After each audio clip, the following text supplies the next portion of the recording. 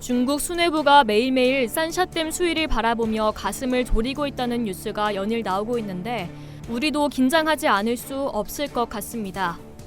중국 남부 양쯔강 중하류에 있는 세계 최대 규모 산샤댐 붕괴 가능성에 우려의 목소리가 높아지고 있습니다. 더 큰 문제는 강 하류에 9개의 원자력 발전소가 밀집해 있다는 사실입니다. 만에 하나 댐이 붕괴돼 원자력 발전소까지 영향을 받는다면 그 피해가 고스란히 한반도로 향할 수 있다는 전문가들의 의견이 제기됐습니다.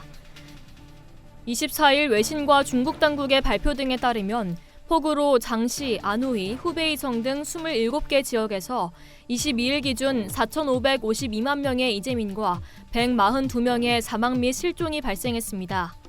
이재민 규모는 우리나라 인구의 약 90%에 맞먹는 수준이며 직접적인 경제 손실액만 19조 원에 달한 것으로 추정됩니다. 특히 이번 폭우로 산샤댐이 한계 수위를 넘어 범람하거나 수압을 못 견디고 무너진다면 양쯔강 하류인 상하이 지역 대홍수가 불가피하고 이 지역에 건설된 9개의 원전까지 악영향을 줄 수 있습니다.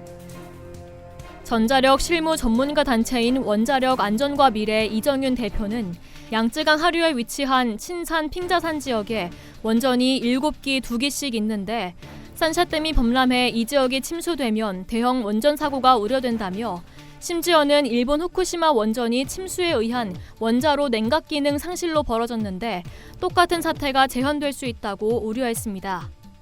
산샤댐은 2006년 완공된 세계 최대 수력 발전댐입니다. 댐의 길이는 2.3km, 높이는 181m이며 최대 저수량은 393억 세제곱미터입니다.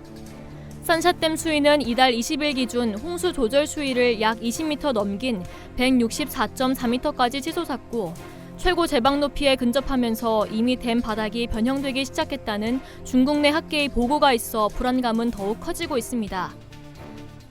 온라인 커뮤니티를 중심으로 휘어진 산샤댐의 모습이라며 사진이 돌아다니기도 했죠. 특히나 지난 2011년 발생한 후쿠시마 원전 사고와 똑같은 상황이 연출될 수 있다는 얘기도 나오는데요. 후쿠시마 원전 사고는 쓰나미로 발전소가 침수됐고 이로 인해 전력 공급이 끊겨 냉각 기능이 작동을 멈춰 핵 연료가 녹아내리고 원자로 폭발이 발생했습니다. 이로 인해 다량의 방사능 물질이 그대로 유출됐죠. 산샤댐 붕괴로 강하류 원전 지역이 침수되면 다르지 않을 거란 의견입니다. 이들 9기 원전 중 2기는 안전에 취약한 중수로 원전이어서 사고 시 방사능 유출 위험은 더 커질 수밖에 없습니다.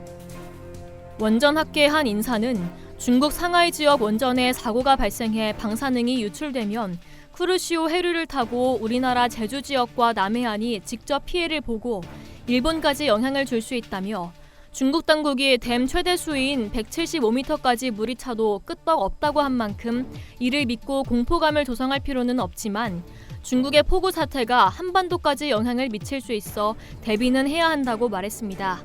이상 여의도투브였습니다.